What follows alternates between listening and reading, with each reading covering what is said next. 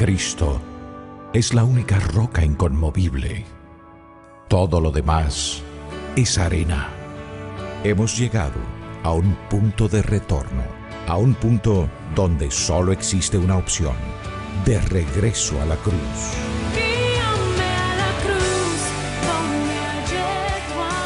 Ministerios Integridad y Sabiduría se complace en presentar desde Santo Domingo, en la República Dominicana, la segunda sesión de nuestra conferencia Por su Causa 2010.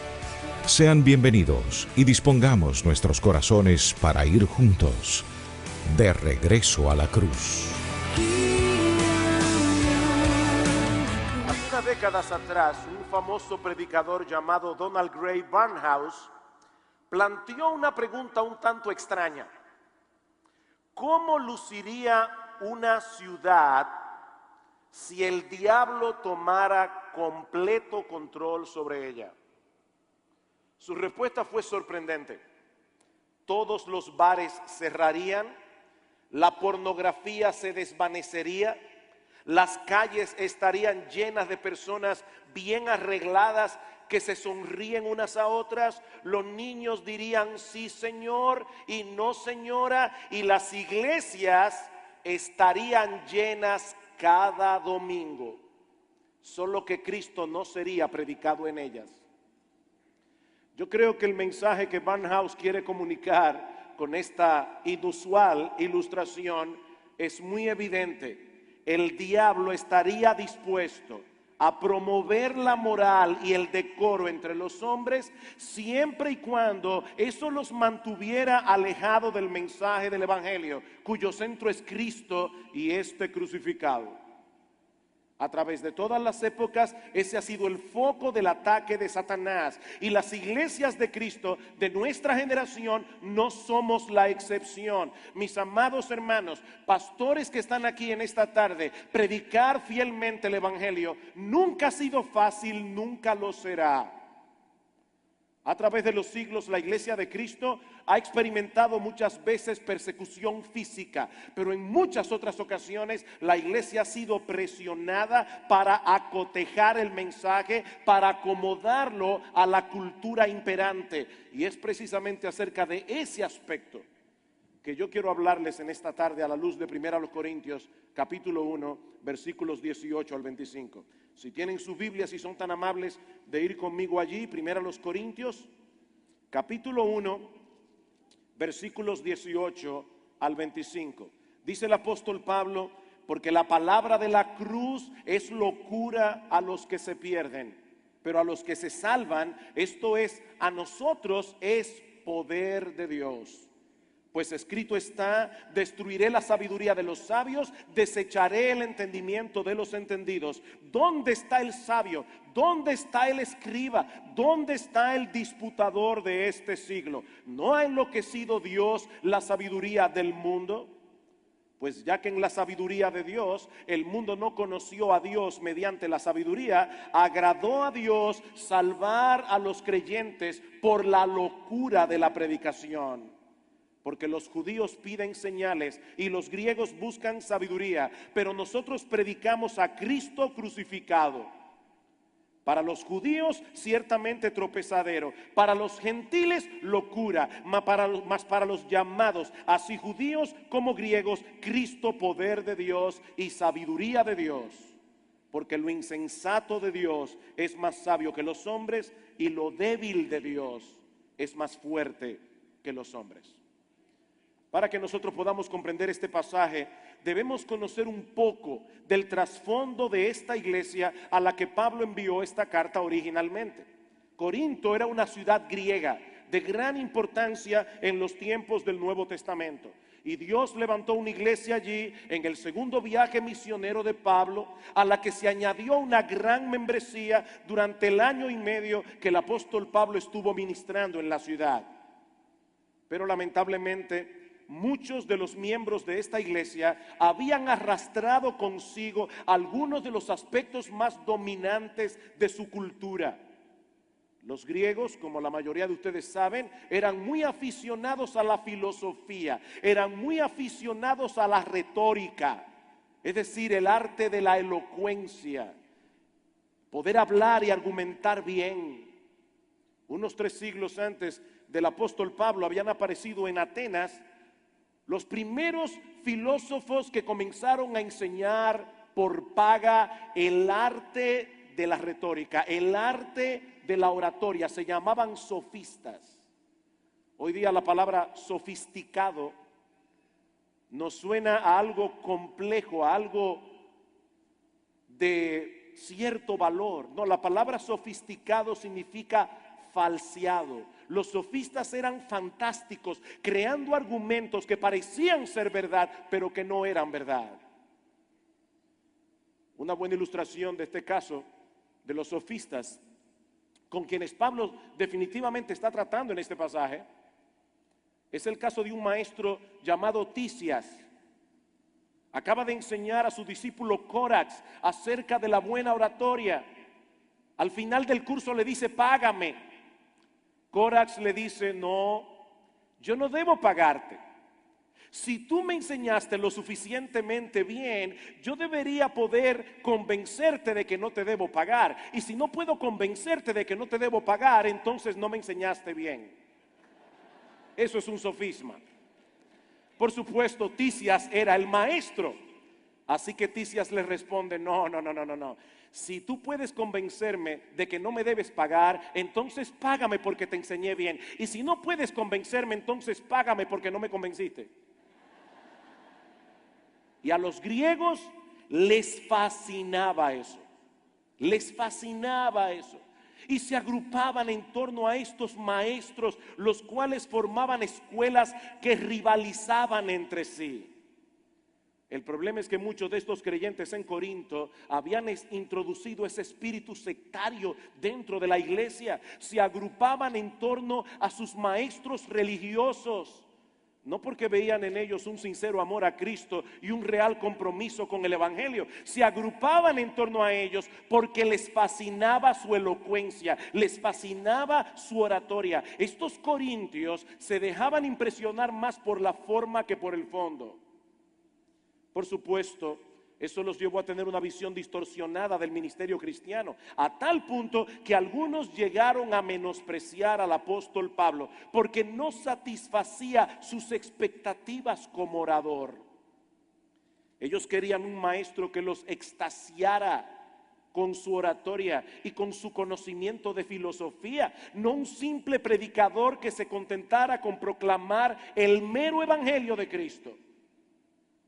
Y Pablo no ignoraba esta problemática cuando llegó por primera vez a la ciudad de Corinto. Pero aún así, él tomó la resolución de proclamar el mensaje de la cruz, sin recurrir a elocuencias artificiosas y sin alterar el contenido del mensaje. Versículo 17: pues no me envió Cristo a bautizar, sino a predicar el evangelio, no con sabiduría de palabras, o como dice la versión de las Américas, no con palabras elocuentes, para que no se haga vana la cruz de Cristo. Pablo tenía razones muy poderosas para no acomodar su ministerio a la cultura imperante. Y eso es lo que él pasa a explicar ahora a estos corintios.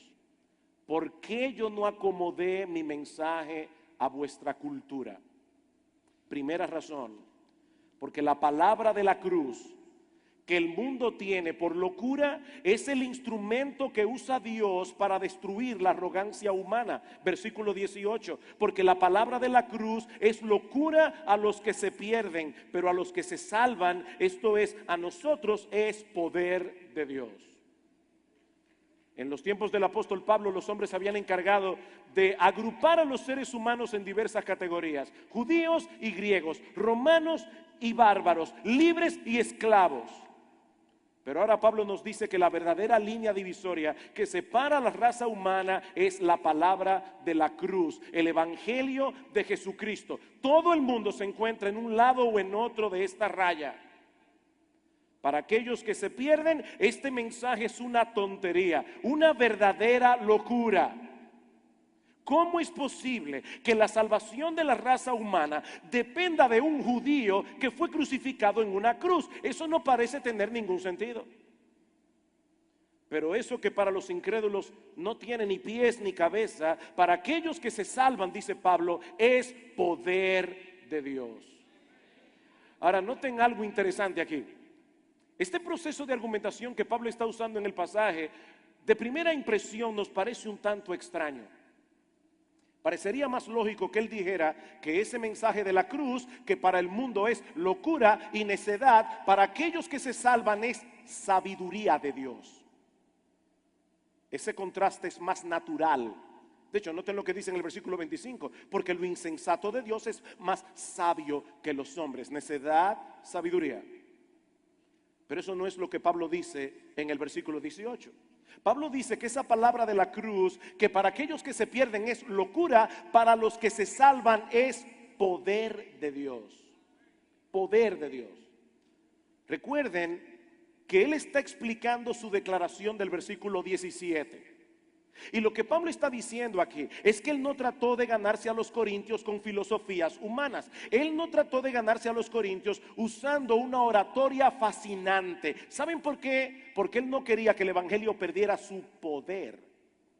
Él no quería que el evangelio perdiera su eficacia. Pablo no cayó en la trampa de sustituir el mensaje del evangelio por un discurso ingenioso, porque él sabía que los corintios no necesitaban más filosofía. Él sabía que los corintios no necesitaban más retórica. Ellos necesitaban que se les anunciara con toda sencillez y con toda claridad la obra de salvación que Dios había llevado a cabo a través de la encarnación y muerte de nuestro Señor Jesucristo. Pablo quería dejar bien claro que su mensaje no consistía en otro sistema filosófico superior a los demás. No, él estaba anunciando un plan de redención que, como vimos en la hora pasada cuando Miguel estaba predicando, es un plan de redención que fue diseñado en la eternidad en la mente de Dios. Un plan de redención que ninguna mente humana hubiese podido concebir ni descubrir por sí misma. Yo creo que a todos nos es obvio que la capacidad intelectual y el ingenio del hombre es sorprendente. Yo vivo en pleno siglo XXI y honestamente hay muchas cosas que yo no entiendo. Es sorprendente cómo uno puede ver en el mismo instante que se está jugando un juego de tenis en Australia, tú lo puedes ver en tu casa tranquilamente. No traten de explicármelo, yo lo veo pero no lo entiendo. El hombre es muy ingenioso, pero ninguna mente humana hubiese sido capaz de resolver el complejo dilema que el evangelio resuelve. ¿Cómo puede un Dios infinitamente justo otorgar completo perdón a pecadores culpables y seguir siendo justo? ¿Cómo resolver ese dilema? Pues ¿saben qué, mis hermanos? Allí precisamente es donde fracasa la sabiduría humana. Allí es donde todo nuestro intelecto se convierte en necedad. La mayoría de las personas que viven en este mundo, si tienen un poco de sensatez, saben que algo no anda bien en el mundo. Pero tanto el diagnóstico como el remedio que ofrecen son completamente inadecuados. ¿Cuál es el problema del hombre? El problema del hombre es su pecado. El problema del hombre es su rebeldía contra Dios. Todos nosotros hemos violado la ley moral de Dios en incontables ocasiones y algún día nos presentaremos delante de su tribunal, donde el juez de toda la tierra juzgará al mundo con justicia. Esa es la mala noticia que sirve de trasfondo al mensaje del evangelio. Sin esa mala noticia, el evangelio no tiene sentido. La buena noticia es que la segunda persona de la Trinidad, nuestro Señor Jesucristo, se hizo hombre, obedeció perfectamente la ley de Dios y luego fue a la cruz siendo inocente para morir en lugar de todos aquellos pecadores culpables a quienes Él vino a salvar. La gloria de la cruz. Y en base a esa obra de redención, ahora Dios ofrece en el evangelio perdón de todos nuestros pecados, el don de la vida eterna para todo aquel que se arrepiente y confía enteramente en la justicia de Cristo y en la obra que Él llevó a cabo en la cruz del Calvario. Al que no conoció pecado por nosotros, Dios lo hizo pecado, para que nosotros fuésemos hechos justicia de Dios en él. De manera que la solución del más grande de nuestros problemas está totalmente fuera de nuestro alcance. No podemos librarnos por nosotros mismos de la esclavitud del pecado. No hay manera en que nosotros podamos borrar nuestras transgresiones contra la ley moral de Dios y reconciliarnos con él. No hay manera.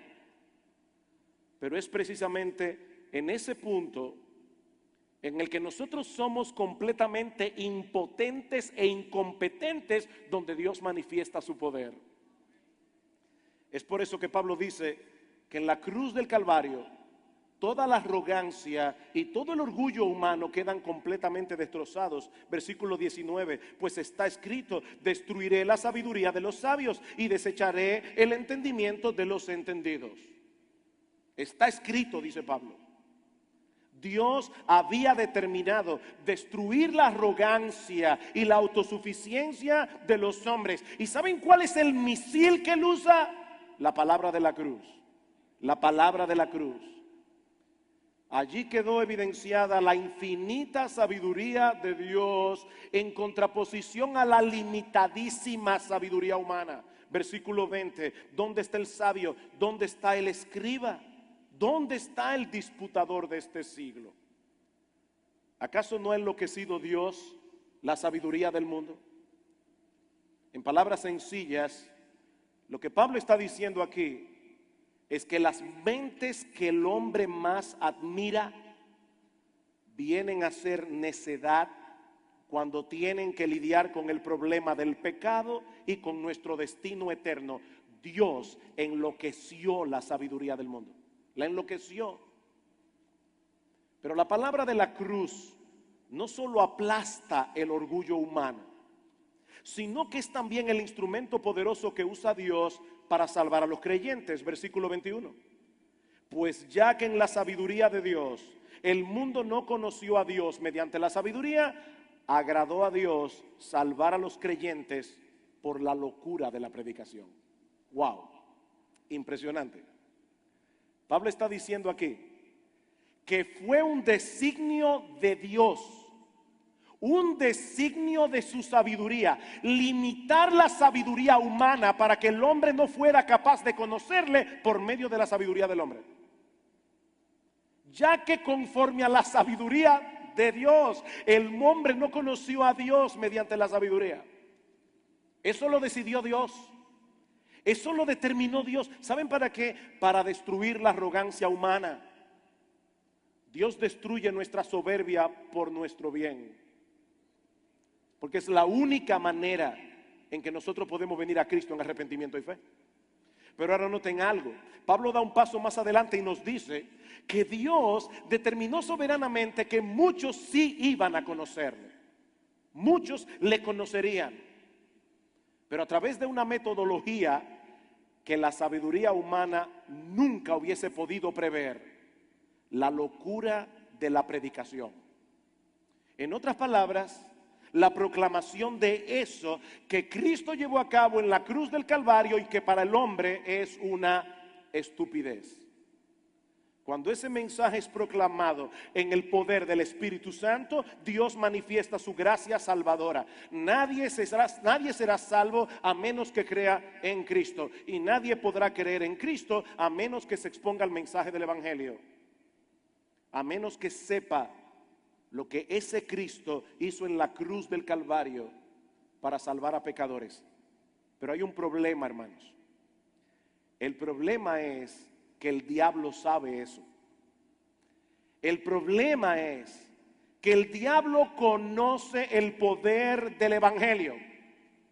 Él sabe lo que puede ocurrir cuando ese mensaje es proclamado fielmente y en el poder del Espíritu de Dios. Y precisamente por eso, mis amados hermanos, pastores que están aquí en esta tarde, el diablo tratará por todos los medios posibles de que la iglesia se dedique a hacer cualquier otra cosa menos predicar el Evangelio.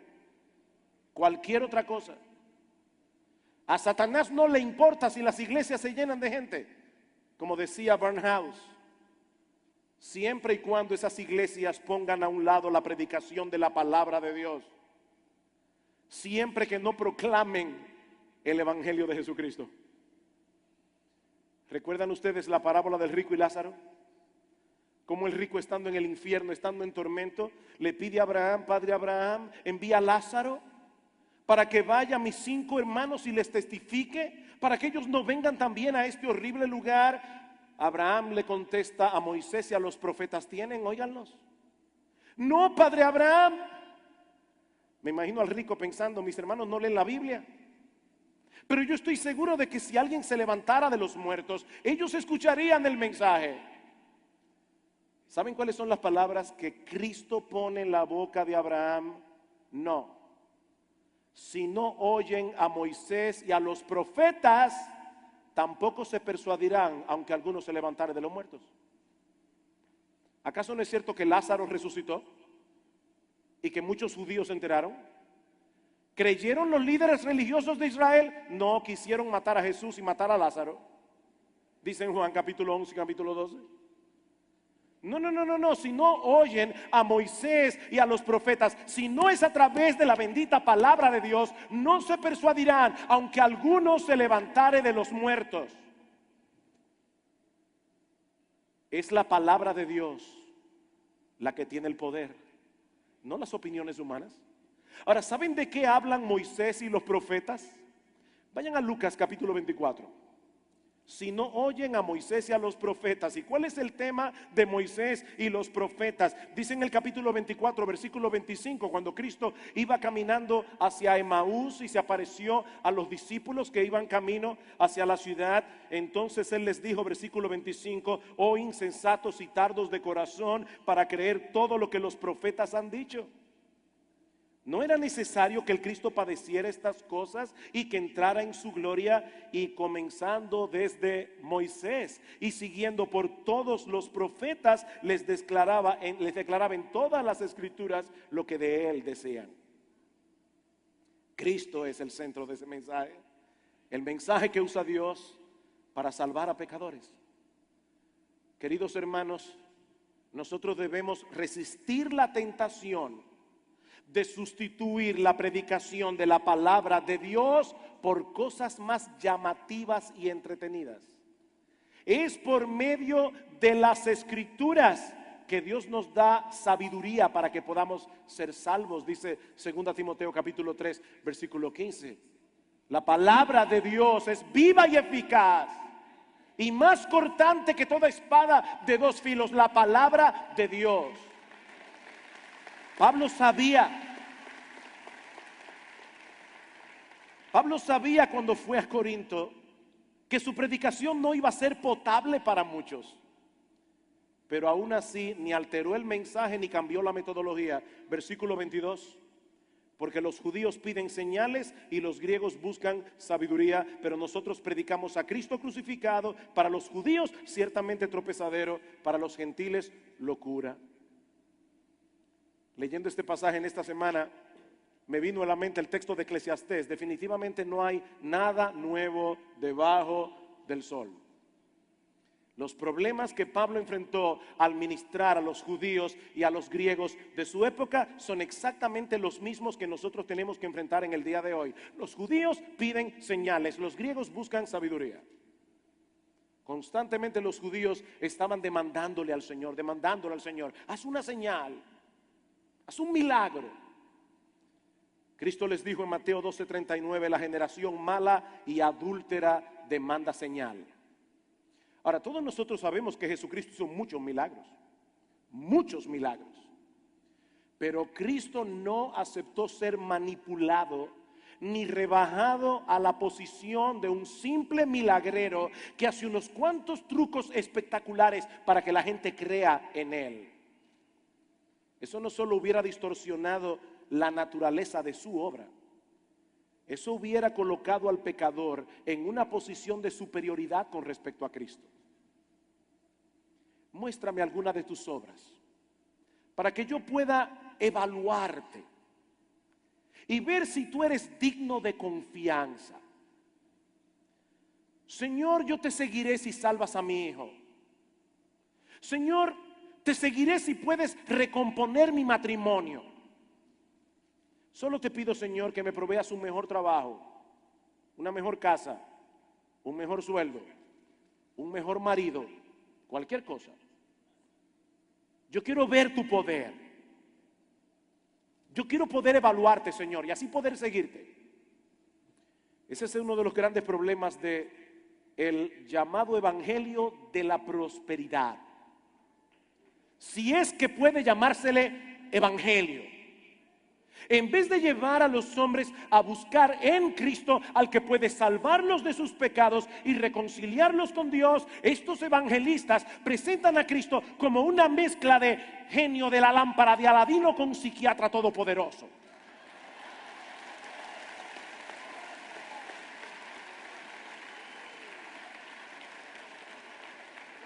Mis hermanos, Cristo no necesita aditamentos para ser precioso. Él no necesita prometer absolutamente nada. Él es precioso en sí mismo.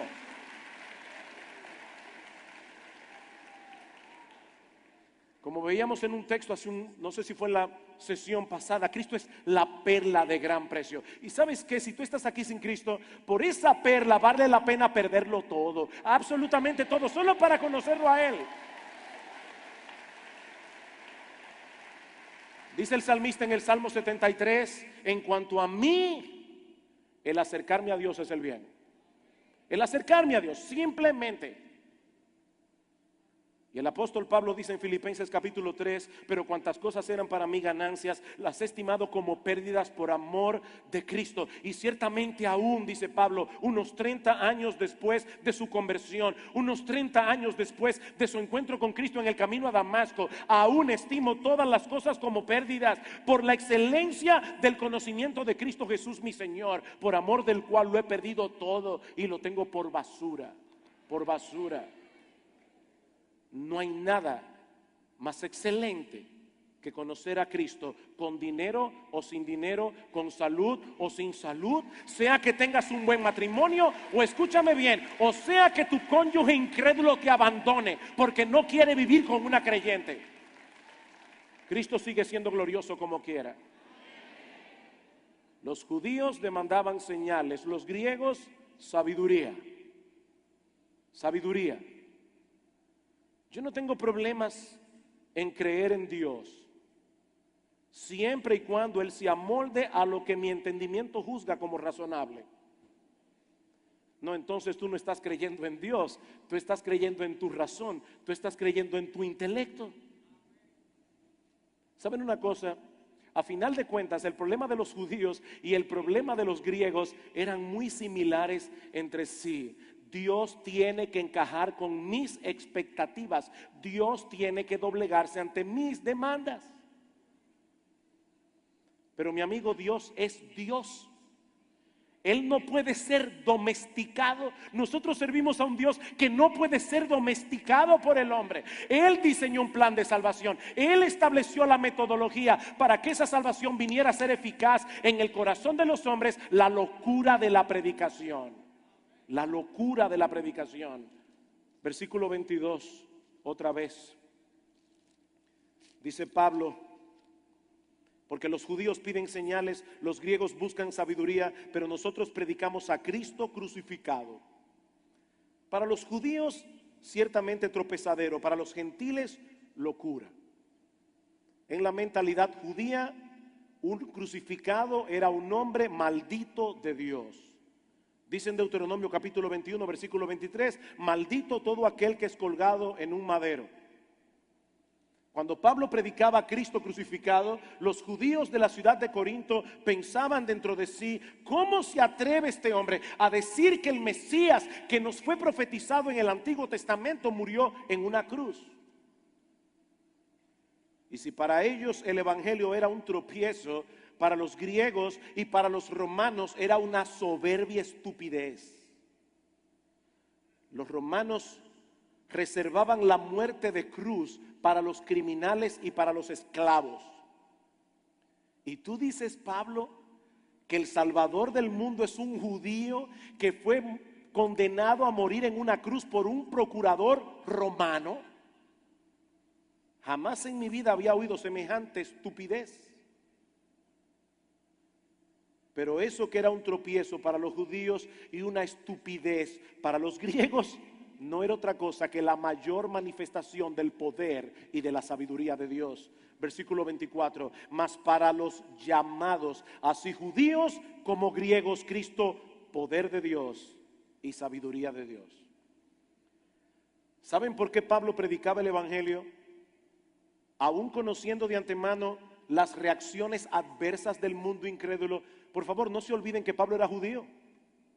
Pablo pertenecía a ese grupo de personas para quienes la cruz era un tropiezo.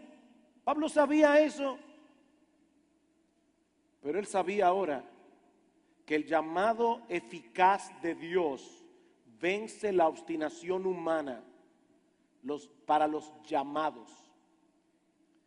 Y él sabe que Dios hace eso a través de la predicación del evangelio. Los judíos querían una exhibición de poder, los griegos buscaban sabiduría. Lo que ellos ignoraban es que ambas cosas se encuentran en Cristo en grado infinito, pero Dios tiene que abrirnos los ojos para verlo. Escuchen cómo Pablo lo planteó en 2 Corintios capítulo 4, versículo 3. Si nuestro evangelio está encubierto, entre los que se pierden está encubierto, en los cuales el Dios de este siglo cegó el entendimiento de los incrédulos para que no les resplandezca la luz del evangelio de la gloria de Cristo, el cual es la imagen de Dios. El hombre está ciego, dice Pablo, no puede ver la gloria de Dios, no puede ver la hermosura de Cristo. Lo extraño es que Pablo dice ahora, sin embargo, nosotros como quiera predicamos la palabra. Y alguien puede decirle, Pablo, yo no te entiendo. Tú acabas de decir que el hombre está ciego. Tú acabas de decir que el hombre está muerto. Tú acabas de decir que el diablo ha cegado el entendimiento de los incrédulos para que ellos no puedan ver la gloria de Cristo. ¿Para qué predicas entonces? Escuchen la respuesta de Pablo. Versículo 6. Porque Dios, que mandó que de las tinieblas resplandeciese la luz, es el que resplandeció en nuestros corazones para iluminación del conocimiento de la gloria de Dios en la faz de Jesucristo. En otras palabras, Pablo está diciendo, así como Dios en la creación dijo sea la luz, y la luz fue hecha cuando el evangelio está siendo predicado, Dios viene y a las personas que están allí, a quienes Dios ha elegido para salvación, Dios les dice sea la luz, y de repente ven lo que ellos nunca en su vida habían visto.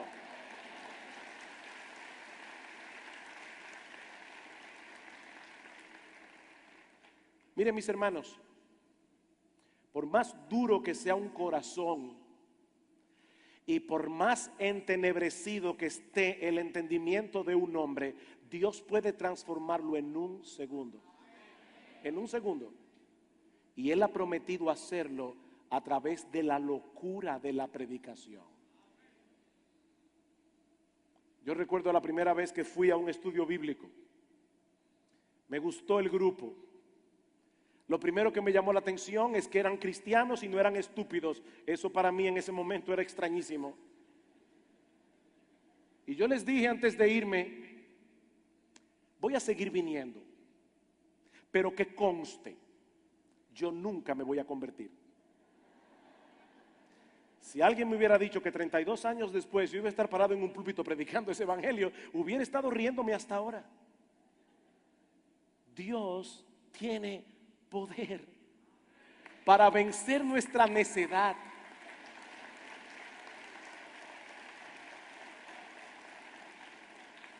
Pablo lo explica en el versículo 25. Porque lo insensato de Dios es más sabio que los hombres, y lo débil de Dios es más fuerte que los hombres. El plan de redención diseñado por Dios es insensatez y debilidad para la mente humana. Pero ¿saben qué, mis hermanos? Esa locura de Dios es infinitamente más sabia que toda la sabiduría que el hombre ha podido acumular a lo largo de toda su historia. Y esa debilidad de Dios es omnipotente. Esa debilidad de Dios puede abrirle los ojos a los ciegos y puede darle vida a los muertos. He ahí las razones por las que Pablo no cambió su agenda cuando visitó a los corintios. Él confiaba plenamente en la sabiduría de Dios, no en su propia sabiduría, y su ministerio era un fiel reflejo de esa realidad. Vayan conmigo al capítulo 2.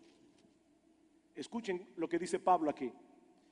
Así que, hermanos, cuando fui a vosotros para anunciaros el testimonio de Dios, yo no fui con excelencia de palabras o de sabiduría. Y por si acaso, Pablo no está diciendo allí que él como orador era un incompetente. Mucho menos está diciendo allí que él no se preparaba para predicar. Hay algunas personas que son tan inteligentes que ellos no se preparan para predicar la palabra de Dios. Ellos van al púlpito y sacan lo primero que les sale a la mente. Bueno, eso no es lo que Pablo está diciendo aquí. Cuando Pablo dice que él no fue a ellos con excelencia de palabras, lo que él está diciendo es que él había evitado a propósito esa comunicación artificial que solo busca el aplauso de los hombres. Dice Pablo, yo no hice eso. Versículo 2. Pues me propuse no saber entre vosotros cosa alguna, sino a Jesucristo y a este crucificado. Y estuve entre vosotros con debilidad y mucho temor y temblor, y ni mi palabra ni mi predicación fue con palabras persuasivas de humana sabiduría, sino con demostración del Espíritu y de poder, para que vuestra fe no esté fundada en la sabiduría de los hombres, sino en el poder de Dios. Déjeme aclarar algo más con respecto a este pasaje. Cuando Pablo dice en el versículo 2, me propuse no saber entre vosotros cosa alguna, sino a Jesucristo y a este crucificado, Pablo no está diciendo que él solamente predicaba sermones evangelísticos. Pablo no está diciendo que los únicos textos que él exponía de las Escrituras eran aquellos que hablaban directamente de Cristo y de su muerte en la cruz. No, no es eso lo que Pablo está diciendo. Lo que Pablo está diciendo aquí es que todo su ministerio giraba en torno a Cristo y a este crucificado, porque ese es el tema central de las Escrituras. Me fascina como lo dice Timothy Keller. Nosotros nunca llegaremos más allá del Evangelio en nuestra vida cristiana, hacia algo más avanzado. Ya yo no necesito el Evangelio, ahora yo necesito una maestría. No, dice Tim Keller, nosotros nunca vamos a llegar más allá del Evangelio en nuestra vida cristiana. El Evangelio no es el primer paso en una escalera de verdades, más bien es el eje en una rueda de verdad. El Evangelio no es simplemente el ABC del cristianismo, el Evangelio es su A hasta la Z. El Evangelio no es el mínimo doctrinal que se requiere para entrar en el reino, es la manera como hacemos todo progreso en el reino. Pastores, el Evangelio no debe predicarse únicamente en conversos. Nuestros hermanos en la iglesia necesitan conocer el Evangelio. ¿Saben por qué? Porque si no predicamos el Evangelio, las normas éticas y morales que nosotros planteamos va a ser una fábrica de fariseos. Nosotros tenemos que predicar el Evangelio. Nosotros tenemos que hacerle ver a nuestros hermanos que la crianza de los hijos tiene que ver con el Evangelio, que la forma como ellos manejan sus matrimonios tiene que ver con el Evangelio. Nosotros tenemos que hacer ver a nuestros hermanos que la manera como gastan su dinero, la manera como hacen negocio, todo eso tiene que ver con el Evangelio. No, el Evangelio no es el ABC, el Evangelio es la A hasta la Z de la vida cristiana. La pregunta que debemos hacernos ahora es, ¿y qué de nosotros? ¿Qué de nosotros? ¿Cuál es el reto que las iglesias del siglo XXI tenemos por delante? El mismo que enfrentó Pablo en sus días: seguir proclamando el mensaje de la cruz y sus implicaciones sin alterar el contenido ni modificar la metodología, y dejar los resultados en las manos de Dios. Dejar los resultados en las manos de Dios. Mis hermanos, ¿saben una cosa? En estos 2000 años, la naturaleza humana no ha cambiado un ápice. Aunque el ropaje cultural sea muy distinto, el Evangelio sigue siendo ofensivo para unos, una estupidez para otros, y en algunos casos todas las anteriores. Uno, una locura, un insulto. Si nosotros presentamos a Cristo como aquel que puede solucionar todas nuestras dificultades y darnos una vida plena y abundante, por supuesto, en términos de prosperidad terrenal. Nadie se va a molestar con ese mensaje. Si nosotros dejamos de predicar el evangelio de la cruz y transformamos nuestro mensaje en una especie de terapia psicológica o de programa de autoayuda, yo les aseguro que mucha gente nos escuchará de buena gana. Pero predicar a Cristo y este crucificado es enfrentar al hombre con una realidad desagradable acerca de sí mismos. Somos pecadores. Estamos en serios problemas con la justicia de Dios y no podemos salvarnos a nosotros mismos. La razón por la que el Hijo de Dios vino del cielo, se hizo hombre, vivió una vida perfecta y luego fue a la cruz, es porque esa era la única manera en que podíamos salvarnos. No hay otra opción. Esa es la verdad. Filósofos que comenzaron a enseñar por paga el arte de la retórica, el arte de la oratoria, se llamaban sofistas. Hoy día la palabra sofisticado nos suena a algo complejo, a algo de cierto valor. No, la palabra sofisticado significa falseado. Los sofistas eran fantásticos, creando argumentos que parecían ser verdad, pero que no eran verdad. Una buena ilustración de este caso de los sofistas, con quienes Pablo definitivamente está tratando en este pasaje, es el caso de un maestro llamado Tisias. Acaba de enseñar a su discípulo Corax acerca de la buena oratoria. Al final del curso le dice: págame. Corax le dice: no, yo no debo pagarte. Si tú me enseñaste lo suficientemente bien, yo debería poder convencerte de que no te debo pagar. Y si no puedo convencerte de que no te debo pagar, entonces no me enseñaste bien. Eso es un sofisma. Por supuesto, Tisias era el maestro. Así que Tisias le responde: los llamados, así judíos como griegos, Cristo, poder de Dios y sabiduría de Dios. Porque lo insensato de Dios es más sabio que los hombres y lo débil de Dios es más fuerte que los hombres.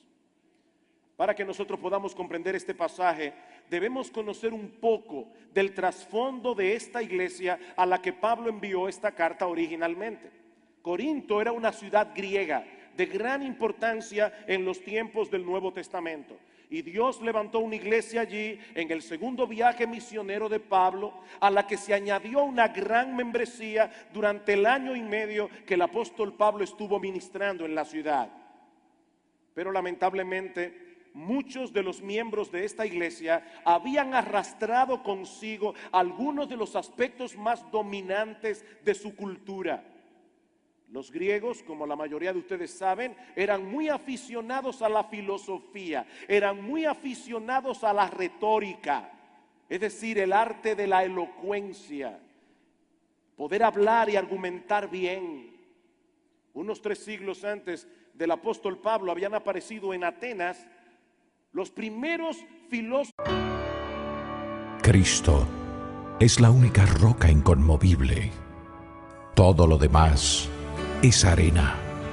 Hemos llegado a un punto de retorno, a un punto donde solo existe una opción: de regreso a la cruz.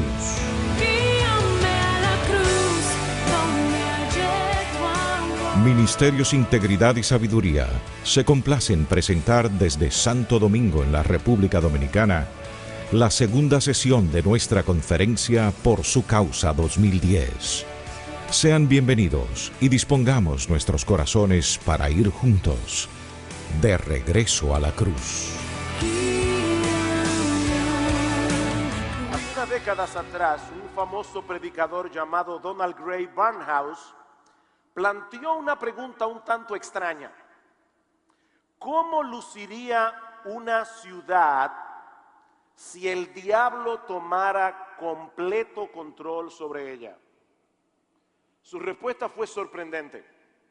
Todos los bares cerrarían, la pornografía se desvanecería, Las calles estarían llenas de personas vibrantes. Y es precisamente acerca de ese aspecto que yo quiero hablarles en esta tarde a la luz de 1 Corintios, capítulo 1, versículos 18 al 25. Si tienen sus Biblias y son tan amables de ir conmigo allí, 1 Corintios, capítulo 1, versículos 18 al 25. Dice el apóstol Pablo: porque la palabra de la cruz es locura a los que se pierden, pero a los que se salvan, esto es, a nosotros es poder de Dios.